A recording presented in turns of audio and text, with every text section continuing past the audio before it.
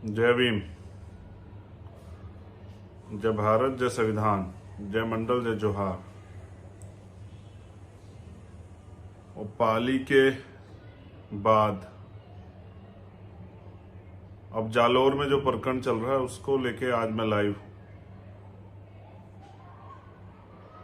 एक अच्छा अनुभव है, कुछ सीखने को है और सोचा कि वो आप लोगों साथियों के साथ शेयर किया जाए, क्योंकि बहुत इंपॉर्टेंट है। जीवन में आपको सीखने को मिलता है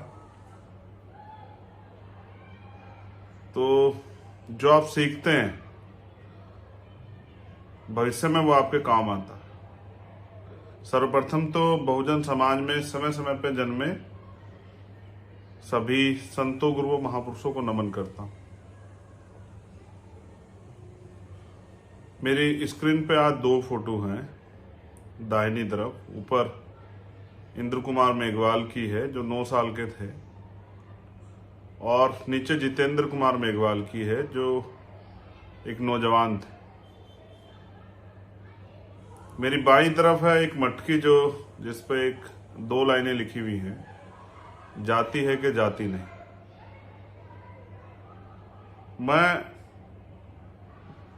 पिछले 3 बार राजस्थान गया पाली के आंदोलन के बाद। पाली एक बड़ा आंदोलन जितेंद्र मेघवाल के न्याय के लिए, और आंदोलन क्या, ऐसा लगता था कि पूरा समाज ही रोड पे उतर आया है। बच्चे क्या, महिलाएं क्या, बुजुर्ग क्या, नौजवान क्या, और अनुशासित आंदोलन। ऐसा आंदोलन कि राजस्थान पुलिस को मजबूर होना पड़ा और मुझसे एक मदद मांगनी पड़ी कि आप इनको आप ही रोक सकते हैं। हमारी जो मांगे थी वो मांगे रखी गई। प्रशासन ने वादा किया कि वो मांगे पूरी करेंगे। प्रशासन हमारे और सरकार के बीच की कड़ी, वो वहां की गंभीरता को बता के सरकार को अवगत कराता है कि भाई किस तरह से हमें लॉ एंड ऑर्डर की कंडीशन है। आम आदमियों में, एजेंसियां बताती हैं आम आदमियों में कितना रोष है, इसका सोशली, इकोनॉमिकली, पॉलिटिकली कितना नुकसान हो, तब सरकारें उसके ऊपर कार्रवाई करती। तो पाली के उस आंदोलन के बाद जब मैं दोबारा से उदयपुर एयरपोर्ट गया, जब पाली में हेडक्वार्टर पे हमारी मांगे जो पूरे होने का समय था, उसके बाद जो आंदोलन रखा गया,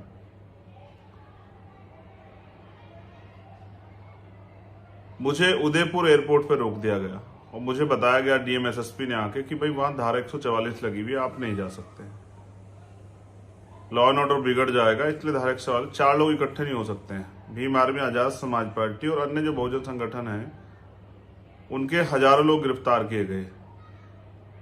मैंने भी हालात को समझा और मैं वापस चला आया, क्योंकि मेरे साथ जो साथी गए थे उनकी सरकार के लोगों से बात हुई, उन्होंने विश्वास दिलाया सरकार के लोगों ने कि हम इन मांगों को कंसिडर करेंगे, पूरा करेंगे बहुत जल्द।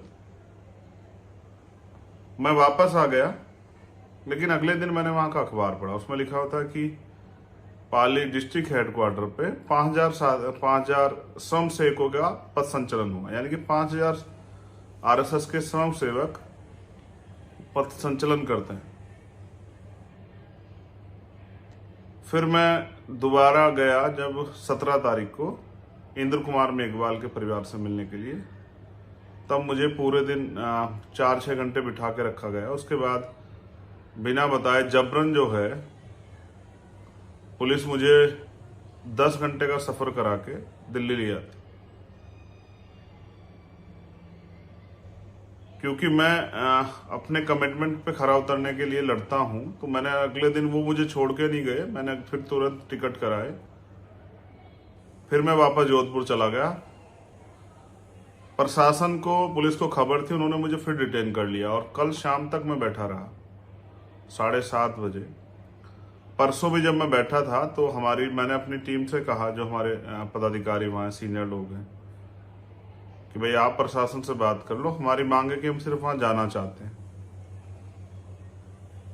5 लोग भी हमारा प्रतिनिधि मंडल भेजना चाहें, हम उसमें भी जाने को तैयार है। सिंगल आदमी को भेजना चाहें उसमें भी तैयार है, लेकिन मैं अपने परिवार के पास जाके उसके दुख दर्द को सुनना चाहता हूं।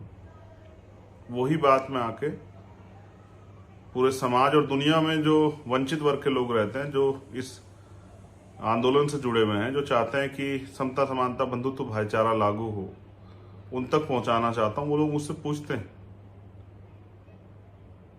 कल भी ऐसी ही वार्ता हुई और जब मैंने 7:30 बजे देखा कि पुलिस एक रुख बना के बैठी है कि वो मुझे नहीं जाने देगी, तो वहां के जो हमारे प्रदेश के पदाधिकारी, उन्होंने प्रशासन से वार्ता की। और वार्ता ये हुई कि हम एक प्रतिनिधि मंडल भेज सकते हैं, लेकिन चंद्रशेखर आजाद को जाने नहीं देंगे। वो प्रतिनिधि मंडल गया इस शर्त पे कि जो आज का कार्यक्रम है वो स्थगित कर दिया जाए। जो आज का धरना, जैसे हमारी टीम सड़क पर बैठी है, कहीं जाम लगे हुए हैं, लोग बड़ी संख्या में हैं, उसको कैंसिल कर दिया जाए।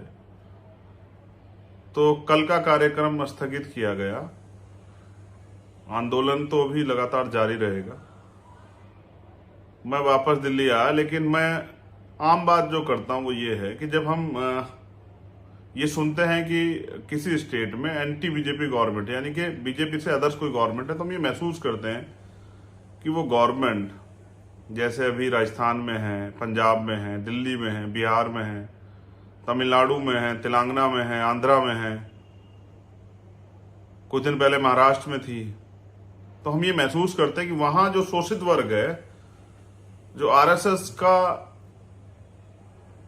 एजेंडा है, वहां कामयाब नहीं होगा। वहां शोषित वर्ग पर अन्याय कम होगा, वहां न्याय मिल जाएगा। ऐसी तस्वीर हम राजस्थान के विषय में भी कुछ दिन पहले सोचते थे, लेकिन तस्वीर उसके बिल्कुल उलट है। जैसा मैंने कहा कि पाली के आंदोलन के बाद वो जो लाखों लोग उस दिन सड़कों पे उतरे, उसके बाद 3 बार मैं राजस्थान गया। एक तो मैं भूल ही गया बताना कुछ, एक बार और गया मैं सीएचए के आंदोलन में। उस दिन मुझे रात को होटल से अरेस्ट किया गया। ये ऐसा व्यवहार तो समझिए बीजेपी की सरकारों में भी जिस तरह का व्यवहार होता, वैसा ही सेम व्यवहार। होटल से रात को सोते को उठा के थाने में ले जाएगा, वहां से जेल भेज देगा 4 दिन। ये 4 बार का मेरा एक अच्छा एक्सपीरियंस रहा राजस्थान को लेकर। मेरी ये समझ में आया, मैं भी 2 दिन से सोच रहा था वहां बैठे हुए कि भाई आखिर है क्या, मैं ही क्यों नहीं जा सकता, आखिर ऐसा कारण क्या है। पूरी बात मेरी समझ में ये आई कि पाली के आंदोलन के बाद सरकार को एहसास हुआ कि चंद्रशेखर को आंदोलन में नहीं आने देना, उसको आंदोलन के बीच में नहीं जाने देना है। आप ये महसूस कीजिए, जिस प्रदेश में इतनी बड़ी घटना हो और पूरे देश में उसका आक्रोश हो, दुनिया में रहने वाले लोग अपनी अपनी बात रख के बात कह रहे हों कि भाई ये बहुत गलत हुआ, आज भी छुआछूत है। आप महसूस कीजिए वहां के मुख्यमंत्री कितनी आसानी से गुजरात का दौरा कर रहे हैं, और जब उनसे पूछा जाता कहा साधारण सी घटना है। तो मैंने 2 दिन ये सोचा कि मुझे रोका क्यों गया, तो रोका इसलिए गया कि सामंतियों को खुश करना है। जब दबी आवाज में मैंने प्रशासन के अधिकारियों से बात की, तो मैंने उनसे पूछा, नाम ना बताने की शर्त पे मुझसे ये कहते हैं कि ऊपर से आदेश है, सब जा सकते हैं, वहां विपक्ष के लोग जा, सत्ता विपक्ष के लोग जा सकते हैं, अन्य दलों के लोग जा सकते हैं, सब जा सकते हैं, सबका प्रतिनिधिमंडल जा सकता है। लेकिन मैंने कल ये मांग रखी कि मैं अकेला भी, क्योंकि मैं दोबारा गया था, मुझे उम्मीद थी जैसे हाथरस में एक और बार कांग्रेस के शीर्ष नेता गए, उनको रोक दिया गया। दूसरी बार गए तो 5 लोगों की परमिशन मिल गई। तो मुझे लगा कि कांग्रेस और राजस्थान सरकार तो और लोकतांत्रिक होनी चाहिए, तो वो कम से मुझे अकेले को जाने की परमिशन तो देगी। लेकिन उन्होंने अधिकारियों ने दबी आवाज में मुझे बताया कि भाई ऊपर से आदेश है कि चंद्रशेखर को नहीं जाने देना। उसका कारण, वो कारण मैं आपके सामने रखना चाहता हूं। पश्चिम राजस्थान जो सामंतवाद का और छुआछूत का गढ़, मैं एक एक टॉपिक को बिल्कुल आसानी से आपको बताऊंगा जो मैंने महसूस किया 2 दिन में। मैं चाहता तो विद्रोही हो सकता था और कार्यकर्ताओं को आक्रोशित होने के लिए कह सकता था, लेकिन मैं एक संवैधानिक लड़ाई को लड़ रहा हूं। इसलिए मैंने कार्यकर्ताओं से अपील की कि किसी आम आदमी को परेशानी ना हो, इसलिए रोड जाम खोल दीजिए, हमें संवैधानिक लड़ाई लड़नी। तो जैसा मैंने आपको कहा कि वो छुआछूत का गढ़, और आज भी वहां वो जुल्म जात के अन्याय, जैसा मैंने पाली से सुना था कि वहां सामंतियों घर के आगे, पुरोहितों घर के आगे आप चप्पल जूते पहन के नहीं जा सकते हैं, आप राजस्थानी कपड़े नहीं पहन सकते थे। मैंने एक महिला का उदाहरण देके बताया था कि उस गांव में क्या हुआ था कि उस महिला को निवस्त्र करके उसने राजस्थानी कपड़े पहने थे, तो उसको उसके घरेलू कपड़े लाके तब उसको वस्त्र मिले। तो सामंतशाही अशोक गहलोत जी से खुश है। मेरी अशोक गहलोत जी से कोई लड़ाई नहीं है, मेरी कांग्रेस से कोई लड़ाई नहीं है। ये लड़ाई, हमारी लड़ाई व्यवस्था की है। ये जो गैर बराबरी पे आधारित व्यवस्था है, इसके खिलाफ हमारी लड़ाई। मुझे कांग्रेस से कोई उम्मीद भी नहीं है, राजस्थान की सरकार से, कि वो हमारे लोगों का भला करेगी। लेकिन मैं महसूस करता हूं कि अशोक गहलोत जी से सामंती खुश हैं, क्योंकि अशोक गहलोत जी हमेशा उस एजेंडे पे काम करते हैं जो आरएसएस और बीजेपी का एजेंडा होता है। इसका उदाहरण आप देखिए, जितेंद्र मेघवाल के लिए पूरा बहुजन समाज चिल्लाता रहा, लेकिन उन्होंने उनकी मांग नहीं मानी। लेकिन वहीं उदयपुर में जब ये घटना हुई, जो हिंदू मुस्लिम एंगल था, उस पर तत्काल मुख्यमंत्री चले जाते हैं, 50 लाख का मुआवजा देते हैं, 2 सरकारी नौकरी देते हैं, परिवार के आंसू पोंछते हैं। लेकिन जितेंद्र मेघवाल के आंसू तो नहीं पोंछते उसके परिवार के। हर्षापति वाल्मीकि जो एक अधिकारी थे, उनकी पिटाई होती है, इनके एमएलए करते हैं। वो एमएलए जीते तो बीएसपी के उससे हैं, हम मतलब दलितों की वोट से जीते हैं, और वो एक दलित अधिकारी की पिटाई करते हैं। मुख्यमंत्री 3-4 महीने तक उनको छिपा के रखने का काम करते हैं, उन पर कार्रवाई नहीं करते, उनकी गिरफ्तारी नहीं होती। और वो तो ताकतवर था हर्षाधिपति जो बच गया, वरना तो जितेंद्र और इंद्र जैसा हाल उसका भी होता, क्योंकि पीटा तो बहुत, 53 जगह पे फ्रैक्चर था। मैं तो खुद जाके मिला हूं, वो बलवान है इसलिए बच गया। तो वहां पर गैर बराबरी, मंदिर में जाना, घड़े की मटकियां रखना, पानी पीने की मनाही, कई जगह आपने वीडियो देखी होगी, घोड़ी से उतार देना, जूते में पानी पिलाना, उसकी वीडियो बनाना, उसको वायरल करना, बांध के पिटाई करना, ये सामंतशाही है वहां की। और ये सामंतशाही एक संदेश है कि पूरे देश में कुछ भी हो, लेकिन पश्चिम राजस्थान में यही होगा। और उसके बराबर से लगता है गुजरात, और यही आपको बड़े पैमाने पे देखने को मिलेगा गुजरात में, जो राजस्थान, पश्चिम राजस्थान में होता है। सामंतियों को लगता है कि, बहुत गौर से सुनना मेरी इस बात को, एक बार अगर ये समाज इस गुलामी के खिलाफ अंगड़ाई ले लेता है, यानी कि 10 या 20% समाज भी खड़ा हो जाता है, तो ज्यादा दिन, एक यानी कि अगर क्रांति का एक बीज भी गिर जाता है, कुछ लोग भी खड़े हो जाते हैं, तो ज्यादा दिन ये गुलामी टिक नहीं पाएगी, क्योंकि समाज बहुत बड़ा है।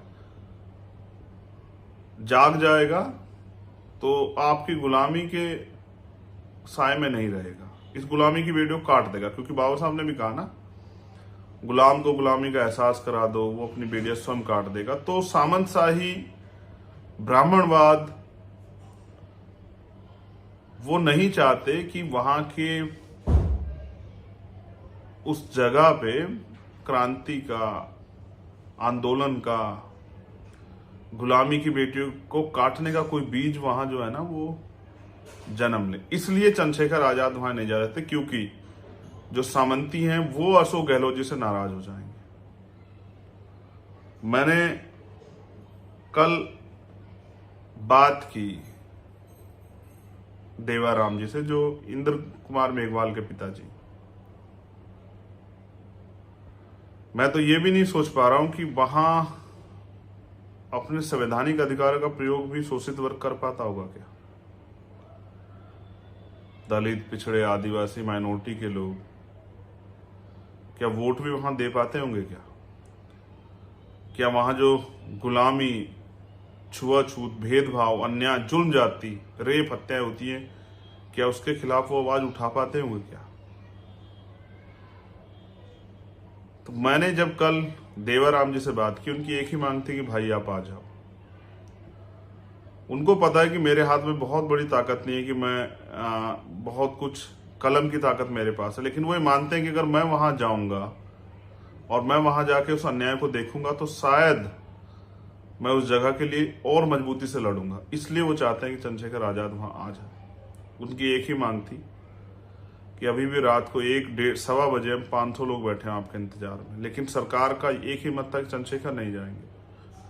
देखो, अगर मैं गैर जिम्मेदारी पे आता तो मैं किसी भी रास्ते से वहां जा सकता था, क्योंकि मैं संविधान को मानने वाला और एक जिम्मेदार व्यक्ति हूँ, अनुशासित और कैडराइज व्यक्ति। इसलिए मैंने ये रास्ता अपनाया और मुझे उम्मीद थी कि औरों को लोकतंत्र सिखाने वाली कांग्रेस पार्टी और उनके नेता मेरे दर्द को समझेंगे कि जब वहां सब जा सकते हैं तो चंद्रशेखर आजाद क्यों नहीं जा सकता।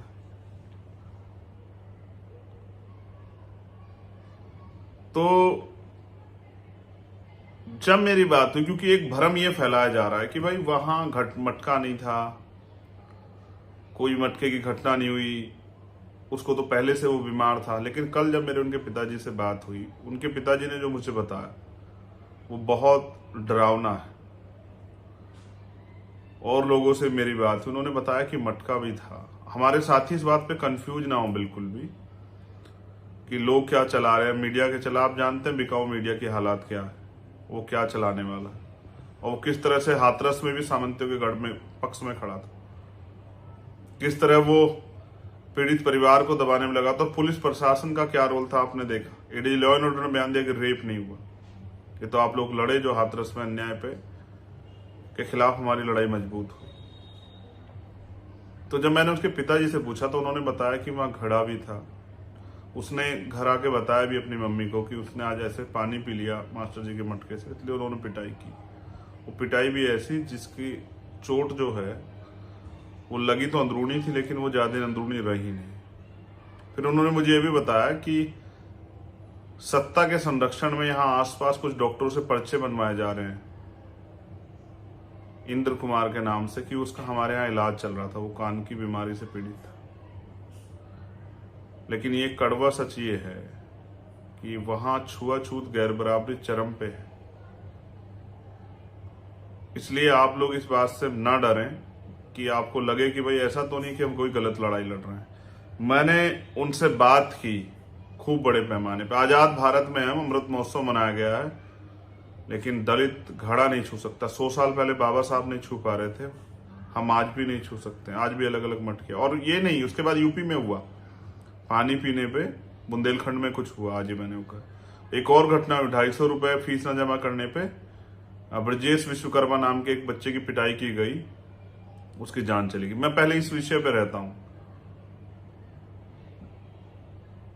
ये अन्याय बड़े पैमाने पे वहां होते हैं, लेकिन क्योंकि हमारे लोग वहां आर्थिक रूप से संपन्न नहीं है, उनके पास जमीनें नहीं है, उनके पास अपने रोजगार नहीं है, उनके पास कोई ऐसे साधन नहीं, उनको उन्हीं के खेतों में जाना है, वहीं काम करना है, उनके ही घरों में मजदूरी कर, इसलिए वो मजबूर हैं। और कितने बड़े बड़े अन्याय होते होंगे जिस अन्याय को वो चुपचाप सह लेते हैं।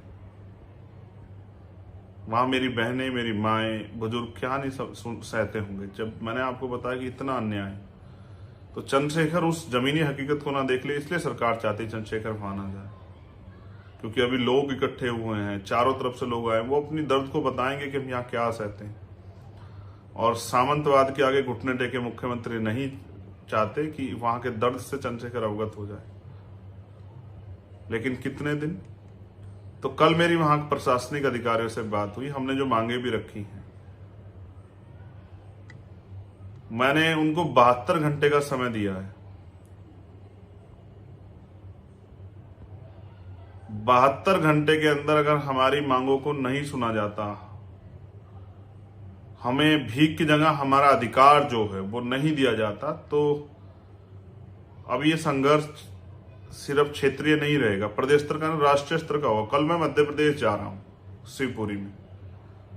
मेरे कार्यकर्ताओं ने खून पसीने से वहां प्रोग्राम पहले से आयोजित किए हैं। मैं वहां बंद रह के भी क्या करता। इसलिए मैंने तय किया कि मैं ये 2 प्रोग्राम करके आके फिर मैं राजस्थान लौटूंगा। मैंने 72 घंटे का प्रशासन के माध्यम से उनको समय दिया कि वो हमारी मांगों को सुने और हमें गारंटी दें कि भविष्य में ऐसा नहीं होगा। किसी स्कूल में कोई मटकी नहीं रखी जाएगी, कहीं घोड़ी पे उतारने पे कोई छुआछूत नहीं होगी, सामंतियों घर के आगे से हमारे लोग चप्पल पहन के जाएंगे, जूते पहन के जाएंगे, अच्छे कपड़े पहनेंगे, मूछे रखेंगे जितेंद्र मेघवाल की तरह, उनकी हत्या नहीं होगी। हम अपने संवैधानिक अधिकारों का प्रयोग करेंगे, हमारे साथ अन्याय नहीं होगा। इसलिए 72 घंटे का समय दिया। और मैं चाहता हूं ये आंदोलन जो 100 साल पहले बाबा साहब जिसके विरुद्ध लड़ रहे थे कि जाति है कि जाति नहीं, वो आंदोलन राष्ट्रीय आंदोलन बने।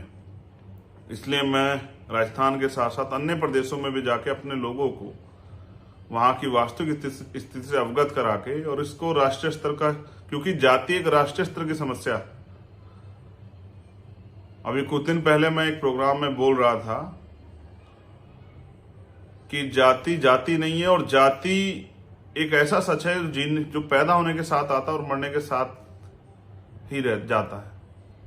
पूरी जिंदगी जाति आपके साथ रहती है, और जाति के आधार पर जो शोषण, अन्याय, अपमान, अत्याचार आप सहते हैं वो भी आपको सहना पड़ता है। इसलिए 72 घंटे का समय दिया गया है कि ये अन्याय का अंत हो। लेकिन मुझे आपसे भी कहना है, मैं सरकार की जेल से नहीं डरता हूं। मैं 4 दिन जेल में रहा, मैं नहीं डरा, न मैंने घुटने नहीं टेके। मैं डिटेंशन से भी नहीं डरता हूं, डिटेन रखा गया 2-2 बार नजरबंद, मैं सब नहीं डरता हूं। और मैं चैलेंज कर रहा हूं मुख्यमंत्री जी को, क्यों मुझे जेल भेज दें, लेकिन इस बार मैं इतना समय निकाल के आऊंगा कि मैं वहां से वापस नहीं लौटूंगा। ये दर्द इसलिए कि ये आंदोलन होना चाहिए, ये बहुत जरूरी आंदोलन। जब तक हमारी मांगे पूरी नहीं होती आंदोलन होना चाहिए। लेकिन मैं आपसे भी कहना चाहता हूं, आज कल जितेंद्र के साथ हुआ, अशोक मेघवाल के साथ हुआ, आज जितेंद्र के साथ, इंद्र के साथ हुआ, उससे पहले हर्षाधिपति के साथ हुआ। कितने आंदोलन में आऊंगा मैं राजस्थान? क्या इंद्र की लड़ाई के बाद हमारी लड़ाई खत्म हो जाएगी? कितनी बार हम अपने खून पसीने से पैसे इकट्ठा करके, तेल डला के, गाड़ी करके आते रहेंगे और आंदोलन लड़ते रहेंगे? जिन निकम्मी सरकारों को हमने वोट दिया है, उनमें जो नेता हमारे बैठे, क्यों हम उनसे सवाल नहीं करते? पूरे राजस्थान के दलित समाज के नेता इस बात में लगे हुए हैं कि चंद्रशेखर यहां ना आए। उनकी भी ये मांग रही होगी अपने मुख्यमंत्री से कि वो ना आए, क्योंकि वो तो गुलामगिरी छोड़ के नहीं बोल सकते हैं बेचारे। वो तो, उनको अपनी राजनीतिक विरासतें बचा के रखनी है, सामंती नाराज हो जाएंगे। लेकिन उनको पता चंद्रशेखर को तो कोई लालच नहीं है। चंद्रशेखर का तो एक ही लालच है कि उसके समाज का हित हो, उसके समाज के साथ जो अन्याय हो रहा है वो खत्म हो। मैं तो धन्यवाद देता हूं जाट एकता मंच का और राष्ट्रीय गुर्जर परिषद का कि उन्होंने भी आंदोलन में सहयोग किया, उन्होंने भी अपनी तरफ समर्थन पत्र दिया। और मैं फिर कहता हूं, एक जो झूठ वहां बोला जा रहा है और अखबार छाप रहा है, यही अखबार जो छाप रहा है कि वहां ये घटना कुछ और है, वही 36 कौम। क्या 36 कौम? हमारे साथी सवाल कर रहे हैं, उन 36 कौमों का नाम बता दोगे क्या? क्या 36 कौमों के 36 लोग गिना दोगे क्या? लेकिन मैं आपको बताता हूं, मुझे 36 नहीं 6743 लोगों ने फोन किया होगा, जो SC ST OBC और माइनॉरिटी के लोग, उन्होंने कहा हम साथ। वो सब लोग राजस्थान के हैं।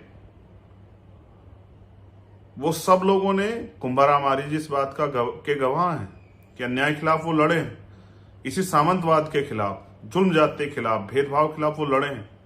आज जो दलित वर्गों को सहना पड़ रहा है, वो हमारे पिछड़े वर्ग के लोगों ने भी लंबे समय तक सहा उस अन्याय को। वो लड़े, उन्होंने इसके खिलाफ आवाज उठा के रखी। लेकिन समस्या क्या हो गई है, हम बस एक दिन जागते हैं जिस दिन अन्याय होता है, उसके लिए लड़ते हैं कुछ दिन, फिर उसके बाद चुप होकर बैठ जाते हैं। हम इसके परमानेंट सोल्यूशन पे नहीं जा रहे हैं। मैं अपने साथियों से भी कहता हूं कि कितने में इंद्र कुमार, जितेंद्र, हर्षापति, अशोक, कितने मामलों में हम लोग इकट्ठे होकर संघर्ष करते हैं, न्याय की लड़ाई को मजबूत करते रहेंगे, न्याय मांगते रहेंगे, न्याय के लिए संघर्ष करते रहेंगे। ये सरकारें किस लिए हैं? ये बिना हमारे लोगों के वोट के तो नहीं बनी होगी। इस सरकार ने आपसे वादा किया 2 अप्रैल के मुकदमे पे लिए।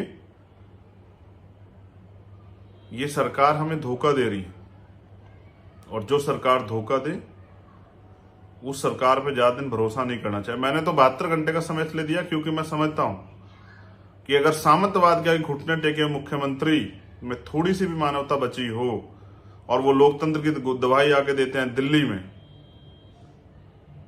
तो वो याद रखें, इस बार मुकाबला नेता से नहीं, बेटे से, भाई से। हम पूरे देश में इस अन्याय के खिलाफ लड़ रहे हैं। आपने देखा, चाहे दिल्ली हो, हमारे साथियों ने कांग्रेस मुख्यालय घेराव किया, उत्तराखंड हो, पंजाब हो, हरियाणा हो, बिहार हो, राजस्थान हो, यूपी हो, तेलंगाना हो, उड़ीसा हो, कर्नाटका हो, मध्य प्रदेश हो, सब जगह हमारे लोग लड़ रहे हैं। राजस्थान पे तो बड़े पैमाने पे लड़ रहे हैं। लेकिन आप ये भी महसूस करो कि बहुजनों के इतने आवाज को, इतने दर्द को, इतने रोने चिल्लाने को भी अशोक गहलोत जी नहीं सुन रहे हैं। और सामंतियों के बिना कुछ किए देखिए उनकी पंचायतें हो रही है, जैसे हाथरस में होती है ऐसे उनकी वहां पंचायतें हो रही है। वो पंचायतें क्या बिना सरकार की परमिशन के हो रही है? अगर धारा 144 है तो पंचायतें कैसे हो रही? क्या बिना सरकार की परमिशन के, बिना सरकार की मदद के हो रही है? तो नहीं। जैसे मैं वहां नहीं जा सकता, ये सरकार की इच्छा है, ऐसे वो पंचायतें वहां, ये भी सरकार की इच्छा है कि माहौल ऐसा बना रहे कि सामंतवाद की का सच बाहर ना आए, वो जो अन्याय वहां हो रहा है वो बाहर ना जाए, और गुलामी की दास्तां झुकी तो चलती रहे, और ये बेड़ियां पड़ी रहे हमारे लोगों को। लेकिन ये बेड़ियां कटेंगी, क्योंकि मेरा संदेश भी है राजस्थान के साथियों को। देखो, मैं फिर कह रहा हूं, मैं नेता नहीं हूं, मैं आपका भाई हूं। मैं सभी साथियों से कहना चाहता हूं, अगर मैं नेता होता तो यहीं से एक ट्वीट करके बैठ जाता, अपने राजनीतिक काम करते रहता। लेकिन मैं इस वर्ग में पैदा हुआ हूं, बहुजन समाज में, मुझे दर्द है, इसलिए मैं वहां जाता हूं बार बार, इसलिए मैं अन्य जगह जाता हूं। मैं राजस्थान भी 2 दिन इसलिए गया कि इस अन्याय की लड़ाई को आपके साथ मजबूत किया कर सकूं। आपकी कुछ निजी मजबूरियां हो सकती है मेरा विरोध करना, लेकिन एक कड़वा सच ये है कि वहां के नेता वहां से उस घर तक जाने की हिम्मत नहीं जुटा पाए जब तक हम लोगों ने संघर्ष नहीं शुरू किया, जब तक हम लोग सड़कों पे नहीं आए। मैं तो यहां से चल के जाता हूं, और मैं सिर्फ आपके लिए नहीं, मैं वो अंतिम व्यक्ति जो वहां बैठा है, जिसको उम्मीद है कि हमारी लड़ाई कोई लड़ेगा, मैं उनकी मदद करने के लिए जाता हूं। मैं आपसे भी ये कहूंगा कि अगर आप ये सोच रहे हैं कि आपने अच्छे कपड़े पहने हैं, आप आजाद हैं, तो पूरा समाज आजाद नहीं है। आप जाके देखिए पश्चिम राजस्थान में।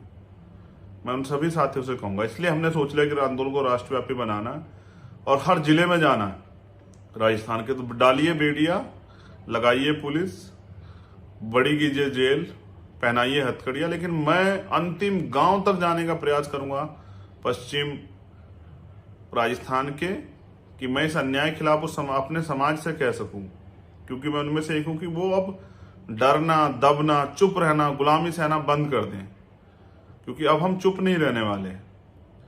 आप देखो, ये घटनाएं रोज होती हैं, लेकिन इतना बड़ा आंदोलन, पूरे देश स्तरीय आंदोलन, इसका मतलब समाज जाग रहा है। तो मैं राजस्थान के अपने एक एक कार्यकर्ता को, पदाधिकारियों को, भीम आर्मी आजाद समाज पार्टी को संदेश देता हूं कि सिर्फ 18 तारीख का प्रोग्राम स्थगित हुआ था, कार्यक्रम।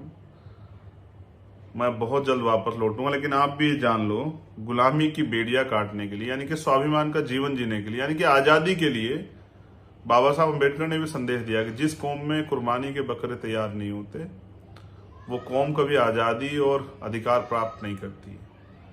यानी कि अगर गुलामी की बेड़ियां काटनी है, स्वाभिमान सम्मान का जीवन जीना है, तो उसकी कीमत चुकानी पड़ेगी। और राजस्थान तो हमेशा से क्रांति की जननी रही है। वहां गुर्जर समाज ने आरक्षण के लिए 75 भाइयों को एक दिन खोया। कुंभाराम आर्य जी लड़े। तमाम ऐसे उदाहरण हैं जो वहां अन्याय के खिलाफ लड़े। और वहां मैंने कहा ना, हर SC ST OBC माइनॉरिटी के सब लोग परेशान है सामंतशाही से। इसलिए हमें उन सबको विश्वास दिलाना पड़ेगा और उनकी सबकी लड़ाई लड़नी पड़ेगी। लेकिन उससे भी बड़ी बात जो मैं आज आपको संदेश दे रहा हूं, हमें यह आंदोलन तो लड़ना है, लेकिन हमें यह भी तैयारी करनी कि और किसी इंद्र मेघवाल के साथ ऐसा ना हो, किसी और अन्य शोषित वर्ग के व्यक्ति के साथ ऐसा ना हो, किसी बच्चे के साथ ऐसा ना हो। तो राजस्थान में जो गैर बराबरी की मटकियां रखी हैं, उनको फोड़ना पड़ेगा, उनको तोड़ना पड़ेगा, उनका नाश करना पड़ेगा। तो मेरा ये संदेश है आपको, राजस्थान के मेरे साथियों, अगर स्वाभिमान सम्मान का जीवन जीना चाहते हो तो तय करो आज कि मान उसे देंगे जो आपको मान देगा। यानी कि अगर जो आपकी इज्जत करेगा, आपको इज्जत देगा, तो हम उसकी इज्जत करेंगे। दान हम उसे देंगे। बहुत दिन हो गए आपको मंदिरों में दान देते हुए, धार्मिक स्थलों पे ध्यान देते। अब हम अगर दान देंगे तो किसी अहंकारी सामंती के स्कूल में हमारे बच्चे ना पढ़े, तो हम स्कूल कॉलेजों को दान देंगे कि हमारे खुद के इंस्टीट्यूशन खड़े हों, स्कूल कॉलेज खड़े हों, कि हमारे बच्चे बिना किसी डर के वहां पढ़ सकें। और मतदान हम सामंतियों को नहीं देंगे, जो हमें नीच मानता हो, छोटी जाति का मानता हो, ऐसे सामंतशाही को, ऐसे ब्राह्मणवाद को हम लोग वोट नहीं देंगे। हम अपनी वोट सिर्फ बहुजन समाज को देंगे। ये 3 सूत्र अगर आप तय कर लो, मान, दान और मतदान, ये तय आप कर लो, तो मैं गारंटी से कहता हूं कि वो सत्ता के बदौलत हम पे अन्याय करते हैं, उनको सत्ता का संरक्षण है। हम 85% बहुजन समाज के लोग हैं। साहब नारा देते थे, वोट हमारा राज तुम्हारा, नहीं चलेगा नहीं चलेगा। जब वोट हमारे पास है, उनका राज क्यों कैसे स्थापित है? अगर वोट हम उनको नहीं देंगे तो हम अपने आदमी को वोट देंगे तो हमारा राज आएगा, उनसे सत्ता की ताकत छिन जाएगी, तो वो किस ताकत के दम पे आपके साथ अन्याय करेंगे? इतनी बड़ी आबादी और गुलामी सह रही है। मैं तो अपने बहुजन समाज का बड़ा वर्ग, पिछड़े वर्ग के साथियों से भी कहना चाहता हूं कि अगर गुलामी में जीना है तो फिर मैं आपसे कुछ ना कहूं। अगर स्वाभिमान सम्मान के साथ जीना है तो उठ खड़े होके पूरे बहुजन समाज को गले लगा के, भाईचारा बना के, और बहुजन समाज एक मोतियों की माला की तरह इकट्ठा होके वहां की राजनीतिक व्यवस्था अपने हाथ में ले ले और इस सामंतशाही का मूल नाश करे। तो मैं, जितने साथी मुझे प्यार करते हैं, मुझे मानते हैं, मुझे में विश्वास रखते हैं, उनसे मेरा अपील है, और भीम आर्मी आजाद समाज पार्टी के सभी कार्यकर्ता पदाधिकारियों से, कि इस बात की गांठ बांध लें कि मान, दान और मतदान उनको नहीं देंगे जो गैर बराबरी करेंगे, जो भेदभाव करेंगे, जो छुआछूत को मानेंगे, जो अत्याचार जुल्म जाति करेंगे, उनको नहीं देंगे। मैंने ये भी देखा, अगर कहीं यही अन्याय इंद्र कुमार के साथ किसी पिछड़े वर्ग के व्यक्ति ने किया होता तो शायद अशोक गहलोत जी के काम करने का तरीका दूसरा होता। लेकिन जब ब्राह्मणवाद से जुड़े हुए लोग इस अन्याय करते हैं तो अशोक गहलोत जी के सोचने का तरीका ये होता है कि सामंतशाही और सामंतवादी नाराज हो जाएं, चाहे उसकी कोई कीमत चुकानी पड़े। तो आप राजस्थान के साथियों से मेरा निवेदन है, लाखों लोग चिल्ला रहे हैं कि न्याय हो, मांग पूरी हो, लेकिन क्यों किसी को फर्क नहीं पड़ रहा है? क्यों मुख्यमंत्री घूमते फिर रहे हैं? क्योंकि उनको पता है कि गुलामों को गुलाम ही रहना है, आपको गुलामी काटनी पड़ेगी। अगर आप तैयार हो जाओ तो गुलामी कटने में ज्यादा दिन का समय भी नहीं। लेकिन मैंने कुछ मांगे की थी आज, क्योंकि परिवार वहां डर के साए में है, चारों तरफ उन्हीं का घेरा है। उन्होंने रात बताया, इधर जाते हैं तो पुलिस पीटती है, उधर जाते हैं तो सामंती पीटते हैं, कहां जाएं? जंगल में रहते हैं। कल कार्यकर्ताओं की गाड़ियों पर भी हमले हुए। पूना पैक्ट याद है ना आपको? बाबा साहब नहीं चाहते थे पूना पैक्ट हो, लेकिन बाबा साहब ने रोते हुए पूना पैक्ट किया। बहुत सारी बातें जो जब मैं राजस्थान आऊंगा आप लोगों के बीच रखूंगा। लेकिन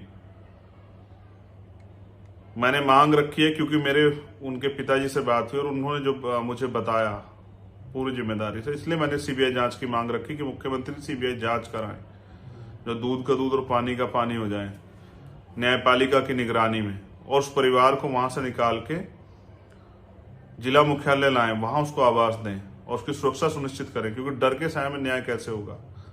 रोज उनको वहां डराया जाएगा, रोज उन पर वहां हमले होंगे, थानों में रिपोर्ट नहीं लिखी जाएगी, लोग कुछ दिनों बाद भूल जाएंगे इंद्र के परिवार को, जाना बंद कर देंगे, जैसे जितेंद्र के परिवार को भूल गए, जैसे हर्षाधिपति के परिवार को भूल गए। हम लोग नहीं भूलेंगे। आखिरी, जब तक न्याय नहीं होता, आखिरी दिन तक लड़ाई लड़ी जाएगी। इसलिए मैंने तय किया कि अब ज्यादा समय देके उस लड़ाई को लड़ना है, गांव तक पहुंचना है, हर जिले तक पहुंचना है। मैं राजस्थान के साथियों से भी ये अपील करूंगा, कमर कसें। इस जातिवाद का 75 साल हो गए हमें इन पे भरोसा करते कि सामंती इसको खत्म करेंगे, भेदभाव को। वो खत्म नहीं करना चाहते तो हमें करना चाहिए। हम 75 साल से उनके भरोसे, तो अब तो हमें अपने ऊपर भरोसा करना चाहिए। अब तो हमें बहुजन बनना चाहिए। अब तो हमें SC ST OBC माइनॉरिटी के लोगों को एकजुट होकर अपनी लड़ाई लड़नी चाहिए। आपको लगता है ये लोकतंत्र की हत्या करने वाली राजस्थान सरकार संविधान की रक्षा करेगी? ये शोषितों की रक्षा करेगी? नहीं। वो भले ही पिछड़े वर्ग से मखौटे के रूप में आते हो, लेकिन वो भी कम नहीं है। वो भी ऐसे ही हैं जैसे हमारे पूर्व राष्ट्रपति और वर्तमान के राष्ट्रपति, जो सिर्फ सत्ताधारी दलों की कठपुतलियां हैं। और ये सामंतों कठपुतली, मुझे उनसे कोई उम्मीद नहीं, लेकिन मुझे आपके संघर्ष पे भरोसा है। आपने संघर्ष को जारी रखिए, चुप नहीं बैठना है, रोज आंदोलन करना है और मजबूर करना है सरकारों को इस पे कड़े फैसले हो। जय भीम, जय भारत, जय मंडल, जय जोहार, जय संविधान।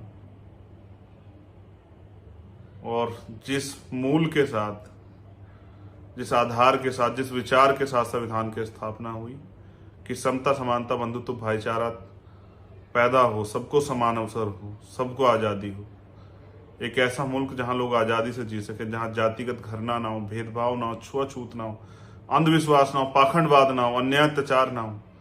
ऐसा मुल्क बनाने के लिए, ऐसा देश बनाने के लिए शोषितों को खड़ा होना पड़ेगा। मेरी अपील है राजस्थान के साथियों से। अब और कितने में इंद्र कुमार, जितेंद्र, हर्षापति की मौत का इंतजार करोगे? और कितने लोगों की जानों पे आंदोलन करोगे? खड़े हो जाओ, अपने समाज को जगाने का काम करो। ये बात अंतिम व्यक्तित्व को समझाने का काम करो, उनको वोट की वैल्यू समझाओ, अपनी राजनीतिक ताकत मजबूत करो, राजनीतिक ताकत और कानून बनाने की शक्ति अपने हाथ में लो और इस गुलामी की बेड़ियों को काट दो। वोट बाबा साहब आपको देके गए हैं, उनकी वोट को बेचना और निकम्मे झूठे लोगों को देना बंद करके अपने कर्मठ ईमानदार, अपने बीच के लोगों को देके गरीबों को भी ताकत देने का काम करो और फिर देखो कैसे आपके दिन बदलते हैं। जिस सत्ता के दम पे आज वो आपको कुचल रहे हैं, उसी सत्ता के दम पे आप इस दमन को रोक सकते हैं। मैं अपने दर्द को आपसे बयां कर सकता हूँ। टीवी न्यूज चैनल के माध्यम से मैं उतनी बात कर पाता हूँ जितनी समय होता है, लेकिन यहाँ मैं आपसे खुल के बात कर लेता हूँ। जब मैं आपके बीच जाता हूँ तो अपने दर्द को बयां कर देता हूँ आपसे। मैं तो अक्सर कहता हूँ कि अगर आप पालतू जानवर कुत्ता पालते हैं, उसके आगे अगर खाना रख के उठा लेंगे या उसके साथ अगर आप मारपीट करें, वो भी रिएक्शन कर देगा। हम सदियों से गुलामी सहते आ रहे हैं, फिर भी चुप हैं। क्यों हम अपनी गुलामी की बेड़ियां काटना नहीं चाहते? क्या हम गुलामी बन के खुश हैं? क्या गुलामी हमें कचोटती नहीं है? क्या इसके खिलाफ हम संघर्ष नहीं करना चाहते? हमारे इतने अधिकारी कर्मचारी वहां सेवा में हैं, मजाल कोई हिम्मत जुटा पाए कि वो न्याय के साथ प्रत्यक्ष रूप से खड़ा हो जाए, अन्याय ना होने दे। मुझे आप पे भरोसा है राजस्थान के जिम्मेदार नौजवान साथियों, कि आप समाज के और मेरे दोनों के दर्द को समझ के संगठित होकर इस लड़ाई को लड़ोगे और ऐसे आंदोलन करोगे कि सरकार घुटने टेकने मजबूर हो जाए। 72 घंटे के बाद फिर मैं लौटूंगा, लेकिन इस बार लड़ाई लंबी चलने वाली है, क्योंकि लड़ाई इंद्र की नहीं है, इंद्र तो चला गया, जितेंद्र की नहीं, वो भी चला गया। लड़ाई मुआवजे की नहीं, लड़ाई है समानता की, कि हमें इंसान समझा जाए और हमारे साथ ये अन्याय बंद हो। लड़ाई है ये जो सामाजिक न्याय जिसकी बात करते हैं, ये जो अन्याय हुआ उसमें जब न्याय देने की बात आती तो फिर दोहरा मापदंड क्यों? तो मैं मुख्यमंत्री अशोक गहलोत जी उनसे भी कहना चाहता हूं, आप आईटी सेल के जरिए मुझे जरूर सुनेंगे। अगर आप वास्तविकता में उस परिवार को न्याय दिलाना चाहते हैं तो उनके साथ समान न्याय कीजिए, सीबीआई जांच कराइए, परिवार को सुरक्षा का माहौल दीजिए और उनको वहां से निकालिए। मैंने ये भी सोचा कि एक परिवार निकल आएगा, लेकिन जो लाखों परिवार हैं उनका क्या होगा? तो उनको भी जगाना पड़ेगा, उनको भी ताकत देनी पड़ेगी, वहीं क्रांति की मिसाल जगानी पड़ेगी। हर घर से एक चंद्रशेखर तैयार करना पड़ेगा जो अपने समाज के लिए अपने प्राणों के बलिदान देने से पीछे ना हटे और जिसका एक ही लक्ष्य हो कि जिस गुलामी को हमारे महापुरुष काटना चाहते थे अब वो खत्म हो जाए, जाति विहीन समाज बने, हम लोग संगठित हों और इस अन्याय के खिलाफ मजबूत आवाज बने। बहुत बहुत धन्यवाद, आप सभी का आभार, जितने साथी कल आंदोलन में थे, जिन्होंने बहुत मेहनत की, बारिश में भी नहीं ले। मैं कैसे धन्यवाद करूं आपका? आप मेरी ताकत हो, बस इस ताकत को बरकरार रखना और आप देखना कि अब हम खड़े हो रहे हैं अपने पैरों पे, तो ये गुलामी की बेड़ियां कट जाएंगी। मेरी बहनों के साथ, मेरी माओ के साथ अन्याय नहीं होगा, मेरे बुजुर्गों की पगड़ी नहीं उछाली जाएगी और नौजवानों के अधिकारों के साथ कुठाराघात नहीं होगा। उनके संवैधानिक अधिकारों को, उनकी आज़ादी को छीन नहीं पाएगा। पुनः आभार के साथ सभी साथियों के धन्यवाद। जय भीम, जय भारत।